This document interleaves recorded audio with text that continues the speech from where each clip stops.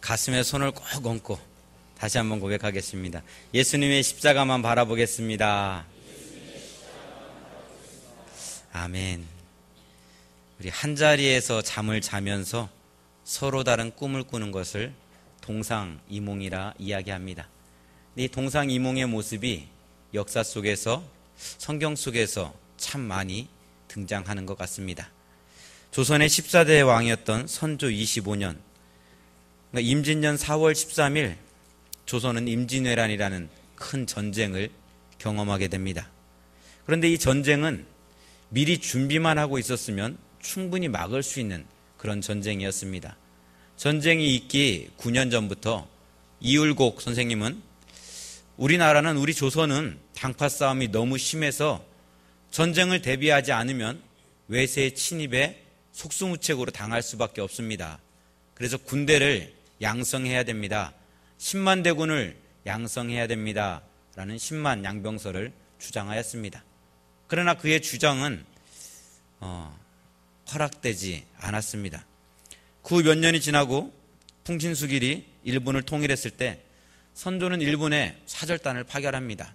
일본의 상황들을 살펴보라고 파견한 거죠. 같은 모습을 보았습니다. 같은 것을 들었습니다. 그런데 돌아와서 이야기하는 모습은 서로 정반대의 이야기입니다. 율곡 이이와 같이 전쟁을 준비해야 된다고 생각했던 사람들은 지금 일본을 통일한 이 힘이 만약에 조선으로 향하게 된다면 조선은 전쟁의 소용돌이 가운데 정말 휘몰아칠 수밖에 없습니다. 빨리 군대를 준비하고 전쟁을 대비해야 됩니다. 라고 이야기합니다. 그런데 또 한 사람들은 똑같은 모습을 보았음에도 불구하고, 아니 일본이 지금 방금 이 열도를 통일했는데 정신없는 일본이 어떻게 조선을 침공할 수가 있습니까? 괜히 민심 흉흉하게 하지 말고 전쟁 같은 이야기, 전쟁 준비 그런 것들은 하지 않아야 됩니다. 라고 이야기합니다. 결국 선조는 두 번째 사람들의 말을 듣고 아무런 준비를 하지 않고 있다가 삼천리반도는 전쟁의 소용돌이 가운데 들어서게 됩니다. 이와 비슷한 이야기가 구약성경 민수기 13장 14장에 등장합니다. 출애굽한 이스라엘 백성들이 가데스 바네아에 이르렀을 때 모세는 12명의 정탐꾼을 가나안에 들여보냅니다. 가나안 정복에 앞서 그 땅이 어떤 땅인지, 우리가 어떻게 들어가야 되는지, 정복해야 되는지 살펴보라고 12명을 가나안 땅에 들여보냅니다. 그들은 똑같은 것을 보았습니다. 똑같은 것을 먹었습니다. 근데 돌아와서 하는 이야기는 너무나 다른 이야기입니다. 여호수아와 갈렙이 이야기합니다. 에스골 골짜기의 큰 포도송이를 가리키면서 보십시오. 이것이 하나님께서 우리에게 약속하신 약속의 땅입니다. 우리 조상 아브라함에게 약속하셨던 그 기름진 땅, 젖과 꿀이 흐르는 땅이 바로 여기 있습니다. 올라갑시다. 근데 나머지 10명의 사람들은 그렇게 이야기하지 않습니다. 맞습니다. 이 포도송이 가나안에서, 에스골 골짜기에서 가져온 포도송이가 분명히 맞습니다. 젖과 꿀이 흐르는 땅인 것도 맞습니다. 그런데 그 땅에는 거인들이 살고 있습니다. 안악자손들이 살고 있습니다. 그들이 보기에 우리는 메뚜기와 같은 존재들입니다. 우리가 그 땅에 올라가면 우리는 다 죽을 수밖에 없습니다. 왜 우리를 이곳으로 인도하였습니까? 왜 우리를 이 죽음의 사지로 몰아넣었습니까? 모세와 하나님을 원망합니다. 똑같은 것을 보고 똑같은 것을 먹었지만 이들의 말은 달랐습니다. 왜 그렇습니까? 겉으로는 똑같은 것을 보는 것 같았지만 그들은 서로 다른 것을 보았기 때문입니다. 여호수아와 갈렙은 하나님의 약속을 보았습니다. 10명의 정탐꾼은 눈에 보이는 그 모습만을 바라보았습니다. 지난주 설교 말씀처럼 도단성에 아람 군대가 가득히 둘러서 있는데 한 사람은 아람 군대를 바라보고 있고 또 한 사람은 하나님의 군대 불말과 불병거를 바라보고 있습니다. 한 사람은 아이고 이게 다 죽었다, 큰일 났습니다, 큰일 났습니다 이야기하고 있는데 한 사람은 안심하라고 이야기하고 있습니다. 똑같이 성 밖을 바라보고 있는데 한 사람은 아람 군대를 바라보고 있고 한 사람은 하나님의 군대를 바라보고 있는 것입니다. 어린 왕자를 쓴 프랑스의 작가 생텍쥐베리는 사랑은 같은 곳을 바라보는 것이다 라고 이야기했습니다. 그렇습니다. 사랑한다면 같은 곳을 바라보면서 같은 꿈을 꾸고 같은 말을 할 수 있어야 합니다. 연애를 할 때는 사랑은 같은 곳을 바라보는 것이다. 너무나 멋진 글귀입니다. 그런데 사랑은 같은 곳을 바라보는 것이 아니라 나를 바라보는 것이라 생각했습니다. 나만 바라봐. 나는 당신만 바라볼게. 서로 바라보는 것이 사랑이라고 생각했습니다.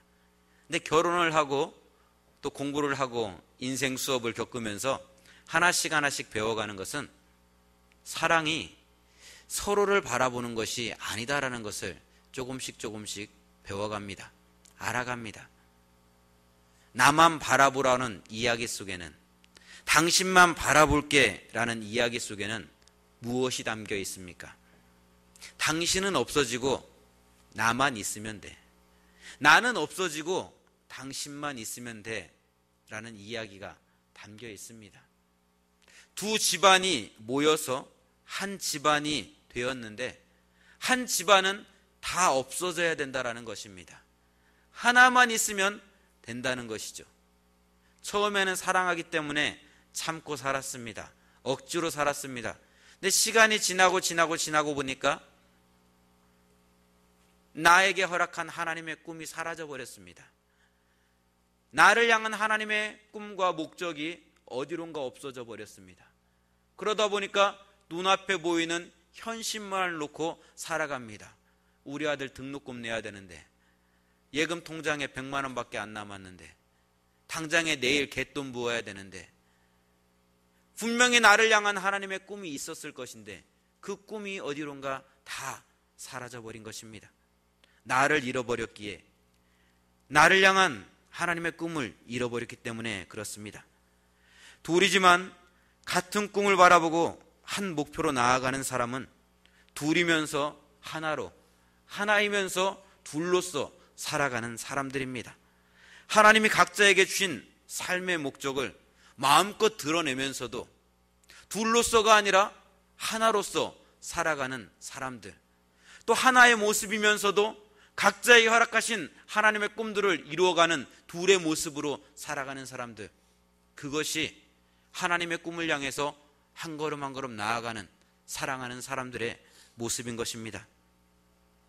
예수님은 3년의 공생애 동안 몇몇의 제자들을 제외하고는 자신의 구속사역에 대해서 공개적으로 드러내놓고 이야기하지 않았습니다.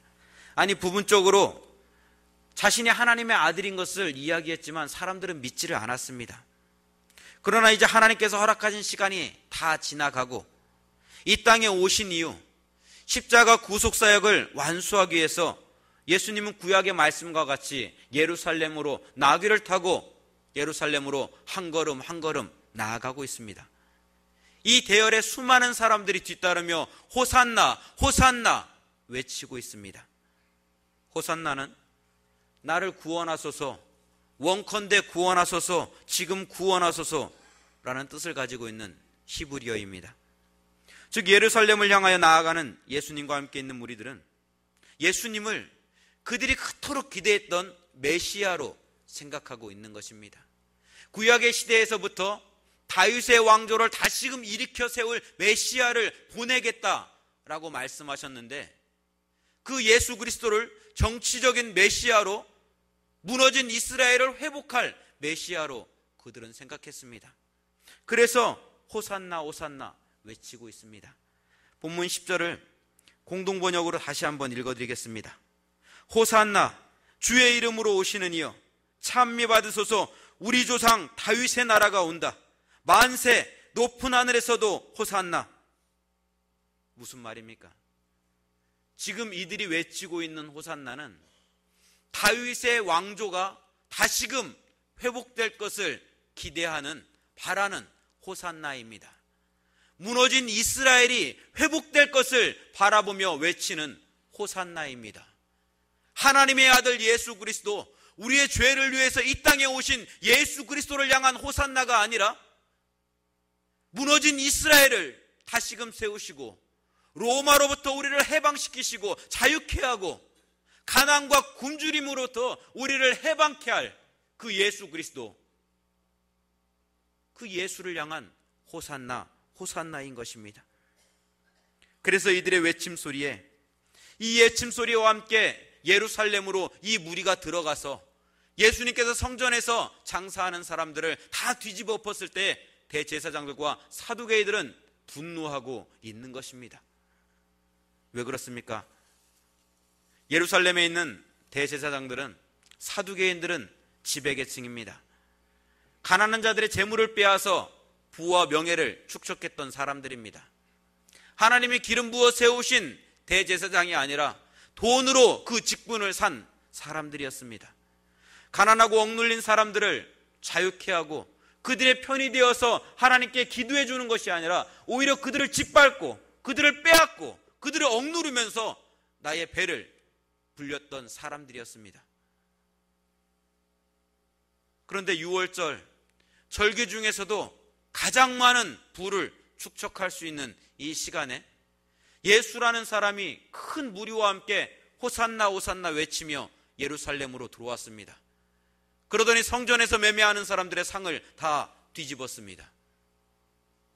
이들이 보기에 지금 예수는 호산나 호산나 외치고 있는 이 무리들은 우리가 가지고 있는 이 권력을, 힘을 무너뜨릴 하나의 반역 세력으로 보일 수밖에 없는 것입니다. 그랬기에 대제사장들은, 사두개인들은 분노할 수밖에 없었습니다. 붕괴할 수밖에 없었습니다.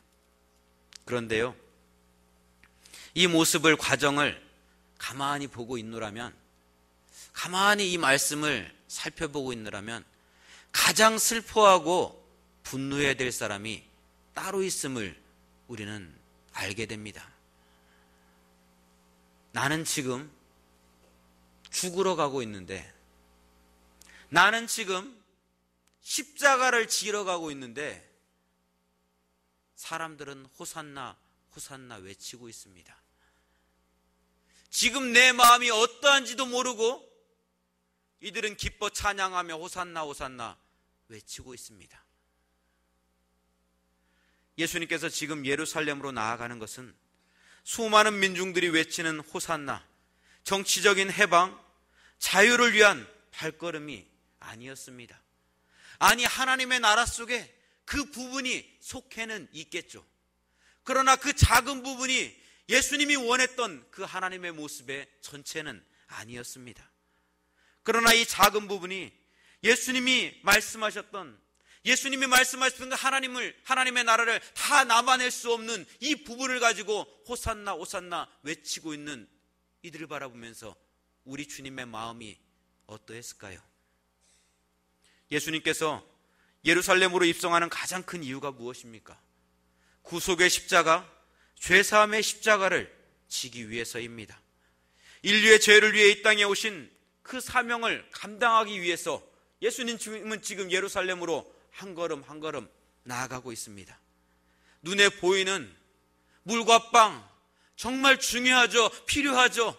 그러나 물과 빵을 위해서가 아니라 우리 인간이 하나님과 끊어져 버린 우리 인간을 다시금 하나님과 하나 되게 하시기 위해서, 그 구속의 십자가를 지시기 위해서 주님은 예루살렘으로 한 걸음 한 걸음 나아가고 있습니다. 그런데 예수님을 로마의 식민 통치로부터 우리를 해방시킬 메시아로만 생각하고 있습니다. 차라리 그렇다면 예수님은 나귀를 타고 입성하는 모습이 어울리지 않습니다. 내가 바라는 예수가 로마로부터 이스라엘을 자유케 할 예수라면 예수님은 군마를 타고 위풍당당하게 예루살렘으로 들어가야 맞습니다. 수많은 무리들과 함께 창과 방패를 가지고 예루살렘에 들어가는 것이 맞습니다.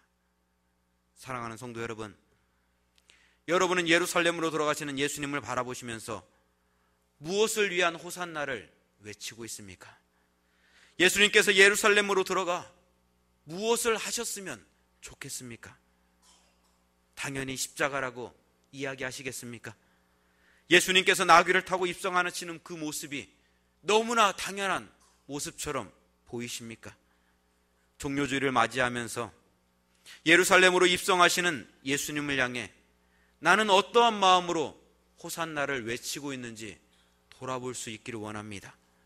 조용히 이 모습을 생각하면서 나는 혹시 군마를 타고 위풍당당하게 예루살렘에 입성하시는 그 예수님을 기다리고 있는 것은 아닌지, 나귀 타고 입성하시는 그 예수님이 영 마음에 들지 않아서 예수님 더 멋진 모습으로, 더 웅장한 모습으로, 위대한 모습으로, 힘 있는 모습으로 예루살렘을 향해 나아가야 되는 것 아닙니까? 이야기하고 있는 것은 아닌지, 그렇게 기대하고 있는 것은 아닌지 돌아볼 수 있어야 합니다. 하루 한 끼 먹기 힘든 시절 남편을 잃고 홀로 된 여인이 있었습니다.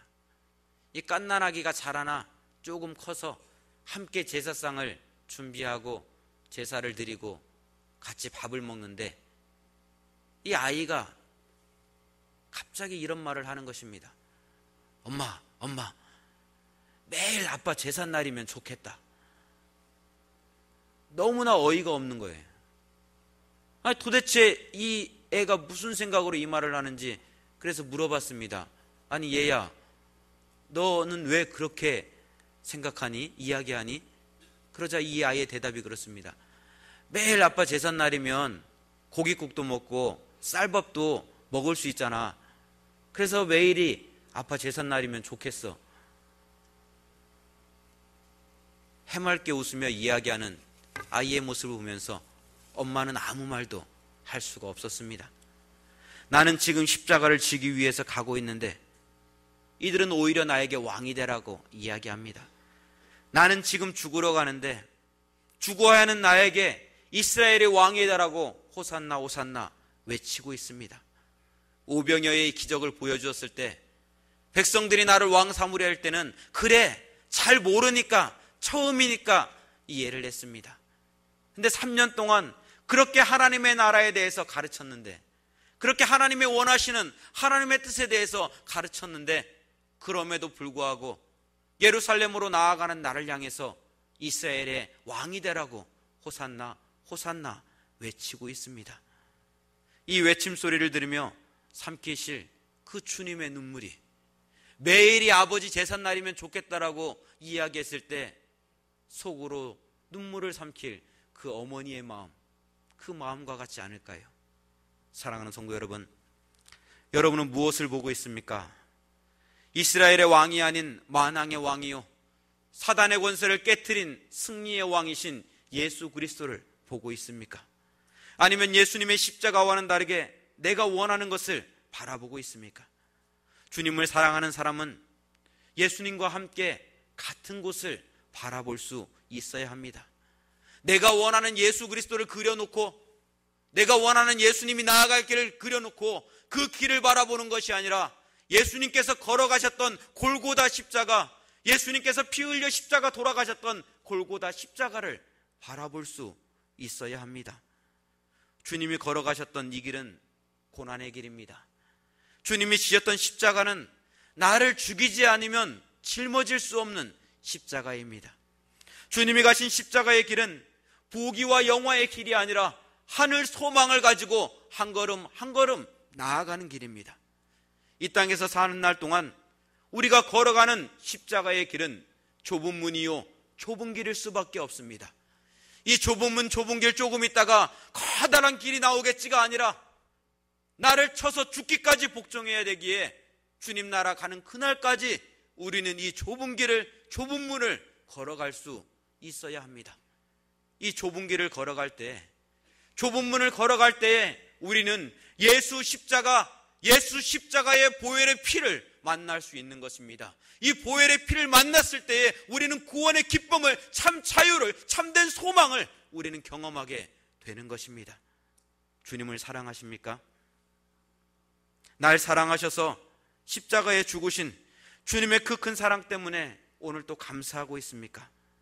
사랑하는 사람이 지금 십자가를 향해 한 걸음 한 걸음 나아가고 있습니다. 함께 가자고, 나와 함께 가자고, 나와 이 길을 함께 걷자고 손 내미시고 있습니다. 그동안 사랑한다 하면서 그 손을 잡지 못했다면 이 종료주일 고난주간, 이 한 주간만이라도 주님의 손 붙잡고 주님이 걸어가셨던 그 십자가의 길 한 시간 한순간을 바라보면서 묵상하면서 기도하면서 주님이 어떻게 나를 사랑하셨는지, 주님의 그 큰 사랑이 얼마나 큰지 보고 듣고 고백하는 시간이 되었으면 좋겠습니다. 2000년 전 골고다 십자가는 아무도 주님의 손을 붙잡아 주지 않았습니다. 아무도 함께하지 않은 십자가의 길이었습니다. 그러나 오늘 예배하는 여러분이 주님의 친구가 되어서 주님의 손을 잡고 다 같이 골고다를 향해서 한 걸음 한 걸음 나아갈 수 있기를 원합니다. 오늘 헌신을 다짐하는 구남선교 회원 여러분, 손 내미시는 주님의 손을 붙잡으십시오. 그리고 주님과 함께 골고다 십자가로 한 걸음 한 걸음 나아가십시오. 그 길은 때로는 모욕을 당하는 길이기도 합니다. 내가 원하는 예수의 모습이 아니기에, 이스라엘의 왕이 아니기에 불현듯 등 돌리고 십자가에 못 박아라 못 박아라 외치는 외로운 길일 수도 있습니다. 그러나 이 길은 우리 주님과 함께 손잡고 가는 길이요, 만왕의 왕, 승리의 왕 되신 주님께서 함께 걷는 영광의 길임에 분명합니다. 이 발걸음이 오늘 헌신을 다짐하는 구남선교 회원 여러분의 발걸음이 될 수 있기를 주님의 이름으로 축원드립니다.